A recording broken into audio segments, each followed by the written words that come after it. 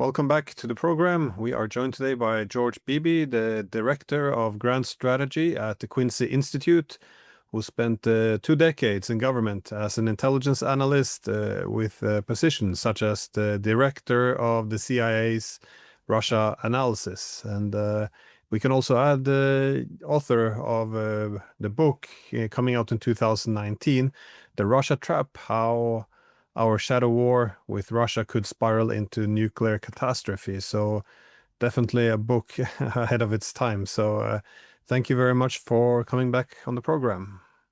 Thanks, Glenn. It's my pleasure.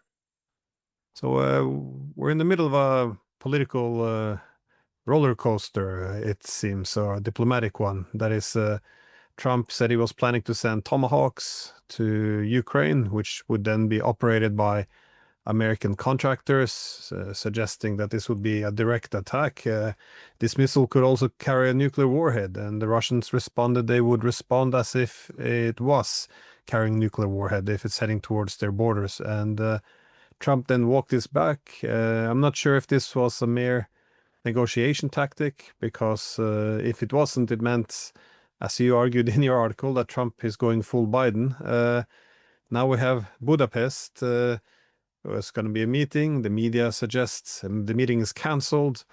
That Trump and the Russians argued nothing was cancelled, nothing was set. I mean, it's very confusing and difficult to follow. And given how much is at stake, it can be quite stressful as well. How are you assessing this information? Where actually are the Americans and the Russians heading? Well, I think President Trump has been very consistent about a strategic goal, which is to bring this war to a negotiated settlement and end the fighting. I think he's been tactically very flexible on how to pursue that. He's tried several things, and essentially, when he hasn't met with success, he's said, "Okay, well, that didn't work. What should we do?" Now, that can be confusing, particularly when you're dealing with a media environment in which I would say over 90% of the media coverage of this is being done by organizations that do not want to see this war come to a compromise settlement. They insist on Russian capitulation, on the Russians gaining nothing from aggression, in the belief that anything else would constitute appeasement and would in turn pose a grave risk to the West of future aggression. So they have, I think, a very strong bias in how they're conceiving of this war and describing it for their readers, viewers, and listeners.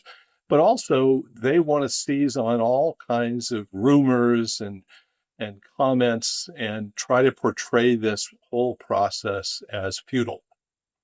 They want the Trump administration to give up and to conclude that this war can only be settled on the battlefield, which I think would be a mistake, and I think the president does not want to see as an outcome of all this. I think it would be a tragedy for everybody involved, certainly for the Ukrainians. So I think it's important for people that are trying to make sense of what's going on to recognize that there is tactical flexibility on the part of President Trump on all of this. He is going to maneuver. He is going to be saying things in public that he hopes will have an effect on the negotiating environment and on the flexibility that the parties have in all of this. And he's also going to tack back and forth depending on what he feels is necessary to incentivize a deal.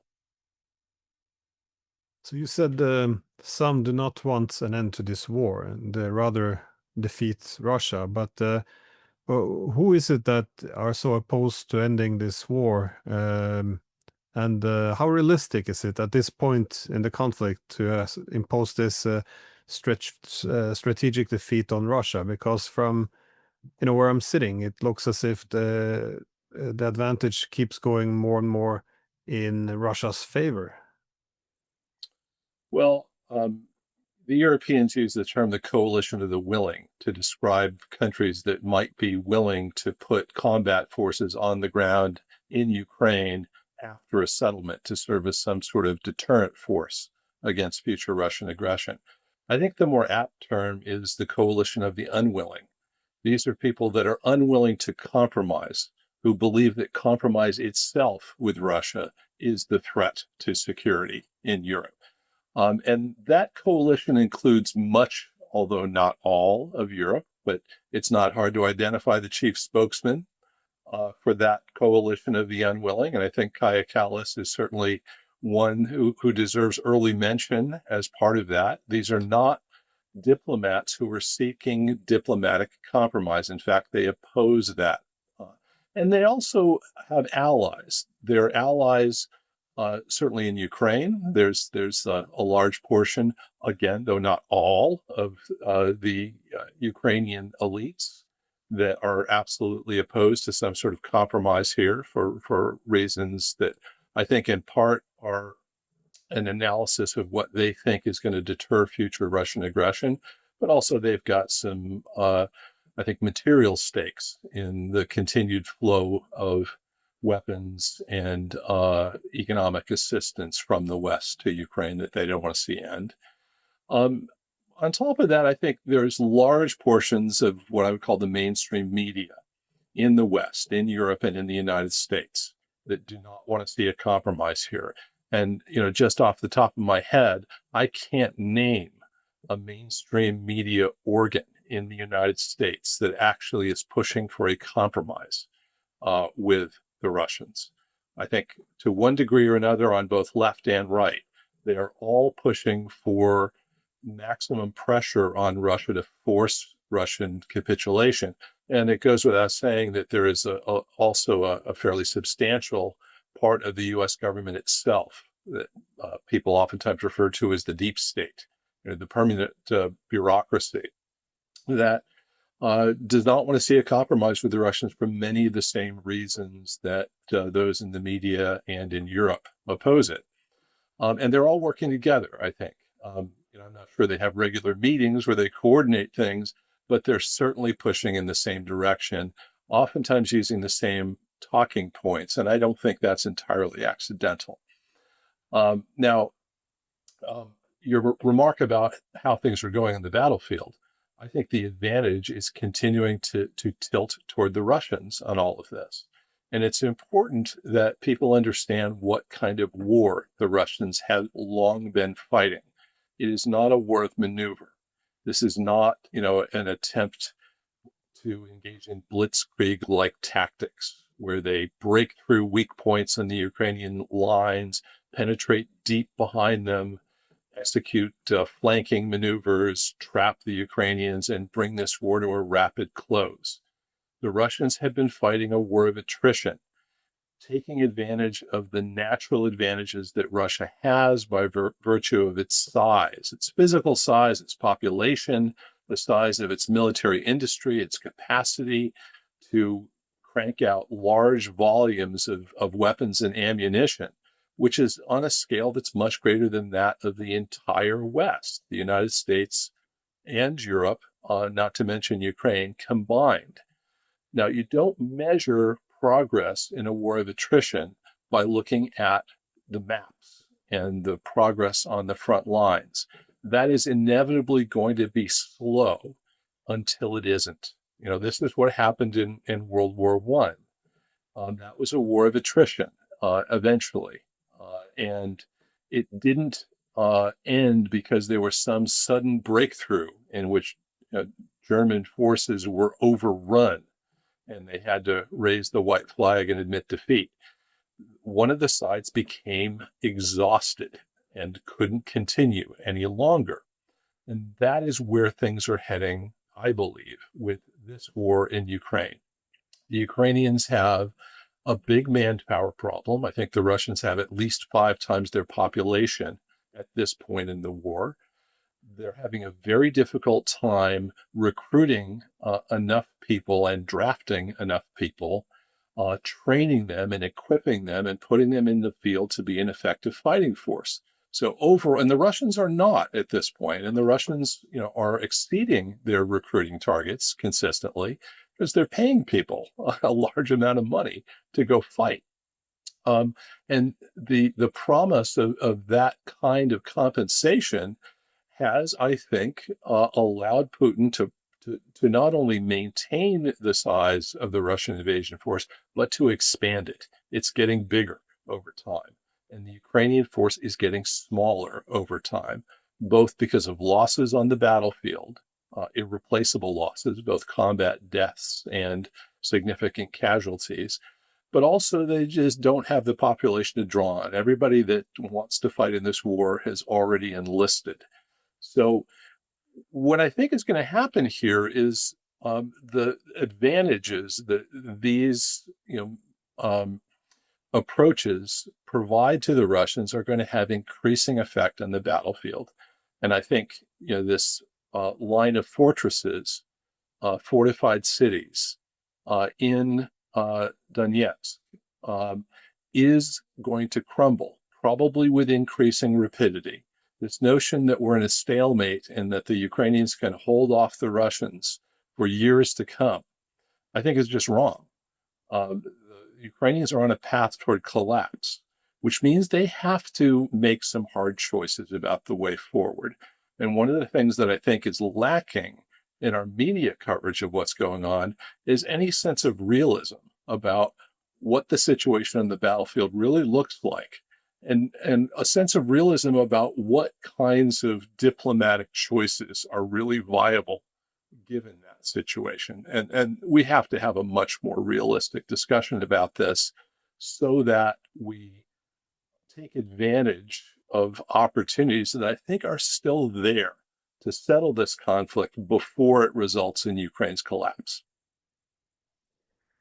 Yeah, to Chas Freeman, he refers to the coalition of the willing as the coalition of the deluded. Now, he's a very polite man, but he also believes in calling it as he sees it. So, yeah, I think you're very right on the um, correct on the attritional warfare. I was recently at the Valdai meeting in Sochi with a colleague of yours, and Putin, when he spoke about the progress of the war, he didn't really mention territory at all, I think. Instead, he just treated it more or less as math. So looking at how many people the Russians are recruiting, how much weapons they're pushing out, the technological innovations.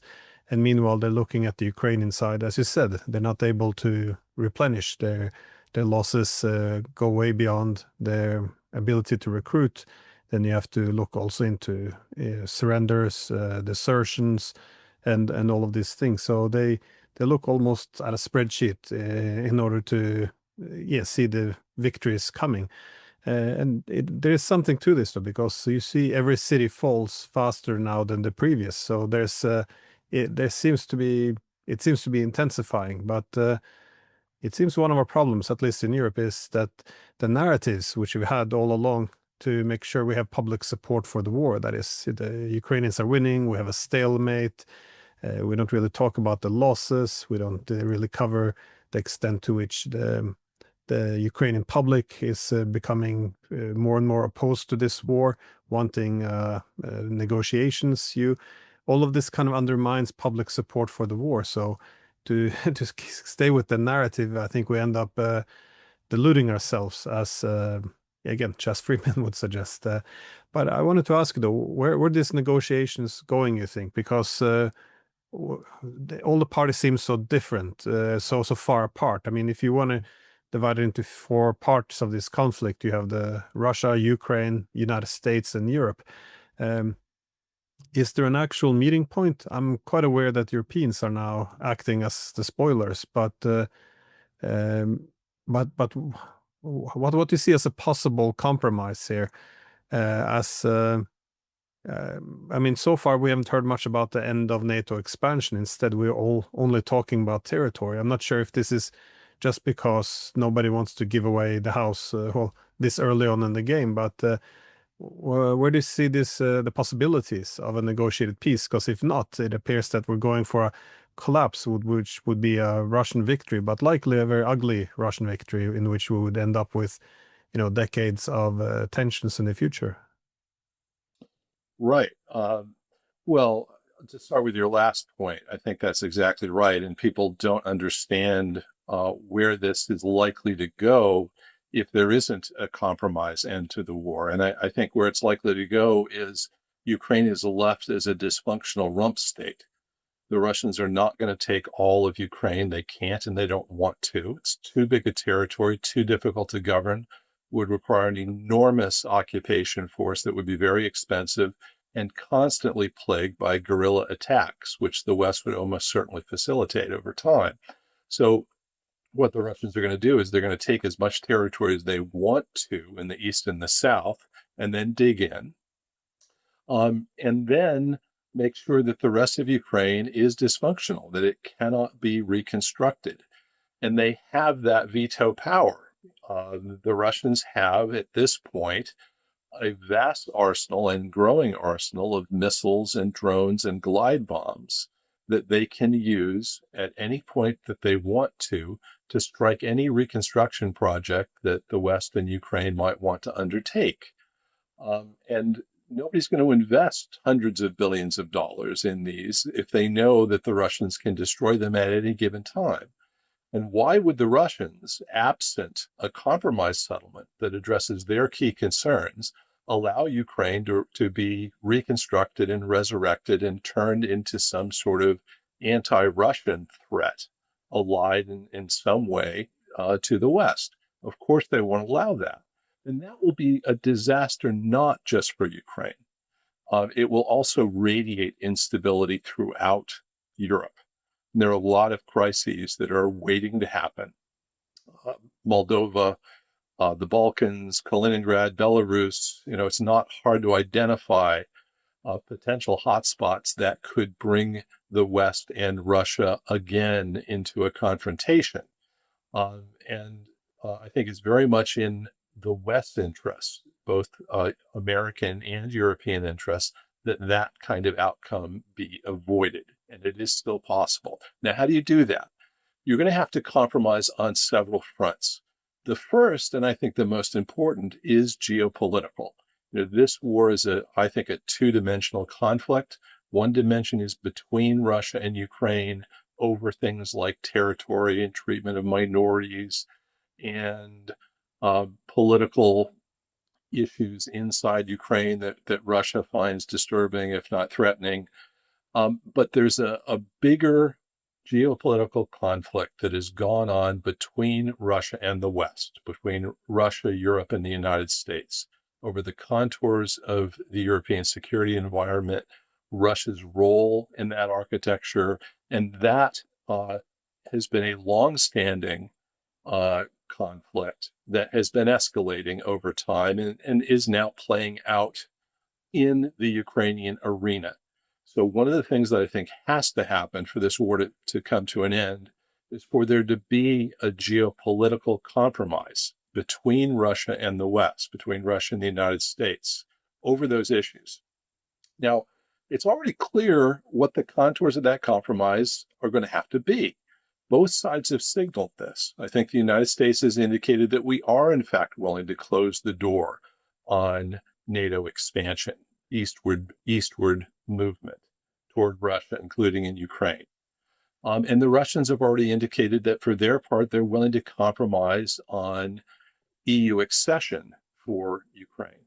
So those are two, I think, reciprocal compromises that have got to be a part of a deal. And I think the earlier we can codify that, get it down on paper, get the two sides to say, yes, we each agree to these things, then other issues become easier. Now, the other part of this that I think the West is going to have to concede is that we're not going to put NATO or US or European combat forces on Ukrainian territory. Not only should Ukraine not be in NATO, but NATO should not be in Ukraine. And this is a fundamental issue for the Russians. That was part of the reason why they launched this invasion in the first place. The war is not going to end until they are satisfied that that possibility has been precluded. And again, this is something that I believe the West should agree to.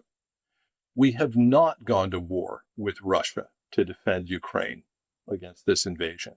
We didn't do it in 2014 under President Obama when Russia annexed Crimea and helped start this proxy war in the Donbass. We didn't do it under President Biden after the full-scale invasion. We haven't done it under President Trump today. All of these presidents agreed, I think, on a fundamental premise that the United States should not be going to war directly with Russia to defend Ukraine. So if that's true, then why would we undertake a treaty commitment in the form of NATO membership to do exactly that? Makes no sense. And why put troops on the ground in Ukraine, on Ukrainian territory, that might well drag us into that kind of confrontation if we're not willing to do it? Both of those things are recipes for escalation, and they will prevent a compromise settlement of this conflict. So it's important, I think, that we make those agreements, put them on paper, get the sides to say, okay, now that we've got that part of this done, what else do we have to do? Now, the territorial issue is a tough one because the Russians have shown flexibility on territory in two of those regions that they have annexed but don't yet fully control, Kherson and Zaporizhia. I think their position a year ago was the Ukrainians have to withdraw entirely from all of these regions, including Kherson and Zaporizhia. Now they appear to have come around and said, look, we're not going to insist on that. We can freeze things in place. And they've also shown some flexibility on the Zaporizhia nuclear power plant. This is something that has not gotten a lot of attention in the media, but the IAEA has apparently negotiated a ceasefire there that is allowing some repair and reconstruction of that plant. And that shows you a little bit about what is possible and some flexibility that I think both sides are showing, some pragmatism on that issue. So I think there are indications that the Russians want to deal and they're willing to negotiate and they're willing to be pragmatic about it. Now, I think the most difficult territorial compromise is going to have to come in Donetsk. This is one where the Russians are insisting that there be a full Ukrainian withdrawal. And I don't think the Russians have much flexibility on that issue at all. A good proportion of the Russian military that is fighting in this war is composed of fighters from Luhansk and Donetsk who have lived there and are defending what they regard as their home territory. And there is a very strong belief in Russia that Russia should not be showing any give on this issue, and a strong belief that they will take this territory one way or the other on the battlefield or at the negotiating table. And that's probably true. I think when I look at the correlation of forces and the dynamics involved, it is a matter of time. It's when, not if, Russia is going to take that territory. Now, if you accept that as a reality, and then you think, okay, Ukraine has a political problem there because Zelensky, of course, faces opposition on his right, people that will absolutely oppose any kind of territorial accession, and people who will make the argument that if you give up this line of fortified cities, the rest of Ukraine will be left essentially defenseless before a potential Russian further invasion westward. So what has to happen there, I think? I think there's going to have to be a compromise. I think the sides are going to have to settle this at the negotiating table. And part of this means providing Ukraine with the political room for making a concession now that will help it be reconstructed, get on a path toward European Union membership, and look forward to a future of independence and security and putting this war in the rearview mirror. And I think the West can help there. I think what has to happen in part is we're going to have some frank discussions about what the reality is about the situation on the battlefield. And then I think we need to help the Ukrainians with their political problem so that they can make some pragmatic compromises on this issue that can bring this war to an end. And there, I think there is a lot we can do to help them on that. Right now, I think the Europeans are pushing in the opposite direction. I think they're they're trying to buck up the Ukrainians, saying, don't show any give whatsoever. I think that's a formula for disaster. It's a formula for escalation. And that won't serve anyone's interests, including the Ukrainians.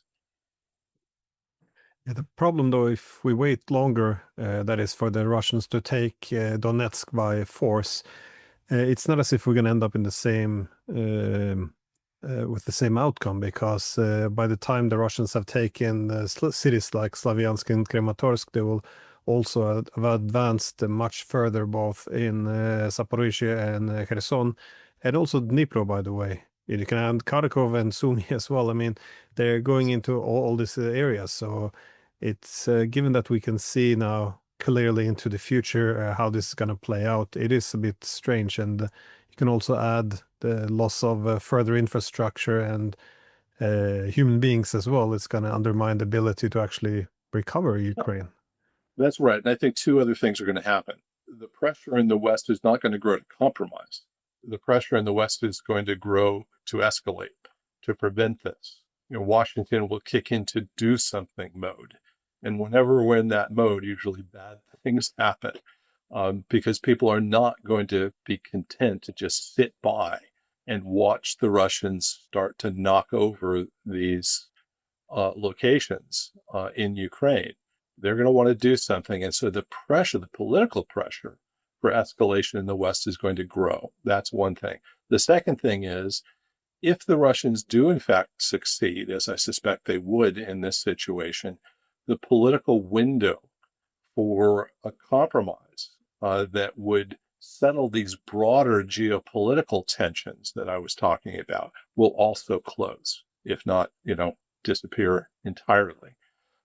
That is a bad thing, because it sets Europe and the West on a permanent collision course with Russia that is likely to get more dangerous over time. And so there are compelling practical reasons to act now before those two things happen: pressure for escalation and greatly reduced political room for compromise with Russia over these bigger issues.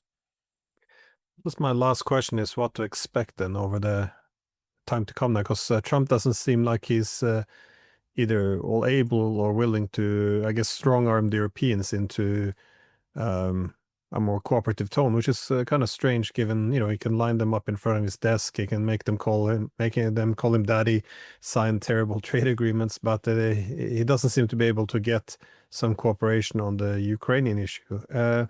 But if I think the Russians probably agree with your assessment on this, that it will get more dangerous as they win. So it seems as if it would be in Russia's interest that once they enter the final stages, that the victory comes quickly, the collapse comes quickly. So there's less panic time for the West to do something. I mean, do you see what Russia's doing in this light in terms of possibly going for a decapitation strike, or also what they're doing now, that is essentially turning off the lights in Ukraine by going after all their energy? Is this what they're going for, a quick, fast destruction or collapse of Ukraine? Well, that is certainly an option. I don't think that President Putin has yet decided that that is the way to go. I think he still believes that there is a possibility for a compromise settlement of this war, and I think he wants that. And he wants it, not out of the goodness of his heart. I think he wants it because it helps Russia geopolitically. It helps manage and mitigate the threats to Russia posed by NATO and the West, number one. It also helps him deal with China. I don't think he wants to be in a position where he has no relationship to speak of with the West, and that in turn leaves Russia subordinate and dependent on China, with China able essentially to dictate the terms of that relationship, and Russia really having no bargaining leverage in all of that. I think if Russia wants to be a great power in the world, which Putin clearly wants it to be, and I think most Russian elites clearly want it to be, then it needs to be able to face both East and West, and to be a player on this global chessboard and not a subordinate junior partner to China. So Russia has, I think, pragmatic reasons to want a deal here, but not at any cost, and not at the price of Russian capitulation. So we've got to find that sweet spot here. And if we don't, then sure, Russia does have the military capacity to really step on the accelerator pedal and, launch some quite devastating strikes on Ukraine, including going after the Ukrainian leadership that it really hasn't undertaken. And I think a lot of people don't understand the gap between Russia's potential for strikes in that regard and what they've actually been doing. Why is that though? Sorry, because I've heard ambassadors from India and around Asia ask me as well. Like they find it not frustrating, but confusing as to why. Because they know Russia they know where all the political leaderships are. They have the weapons. If they really want to go big, they have the Oreshniks, but still, they're not. They haven't gone down this path. How do you explain this though?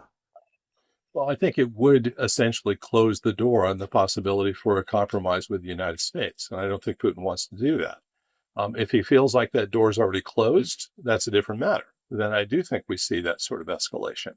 But I think he still has a vision here where Russia can accomplish some of its broader geopolitical ambitions. And the path toward doing that is finding a path toward normalization with the United States. And I think he senses that President Trump wants that too.